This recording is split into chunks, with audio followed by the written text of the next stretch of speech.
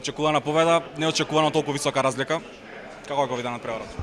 Pa da, evo, stvarno bi čestito dečkima na izuzetnoj borbi od prve do zadnje minute i stvarno evo, pokazatelj kako treba pristupiti utakmicu od prve do zadnje minute, stvarno fantastično borba, požrtvovnost, igra obrane u napadu, stvarno sve je išlo danas i kažem, pripremili smo se dosta i nadam se da ćemo ovaj turnir prije svega iskoristiti da se uigramo za ono najvažnije što nam slijedi četvrtfinale.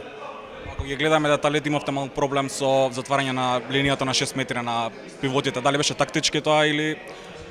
A dobro, oni su malo iskoristili, dobro, malo su se otvarali previše, oni su to dobro iskoristili naravno, ali sigurno da evo, opet ponavljam ovaj turnir dobro iskoristi da neke taktičke zamisle trenera da ispravimo za ono najvažnije što nam slijedi, tako da evo, opet ponavljam, odigrali smo fenomenalnu utakmicu, iskoristili 5 minuta greške Meškog Bresta, tako da odvojili se i održavali prednost, tako da evo, prije svega stvarno možemo biti zadovoljni ovom utakmicom.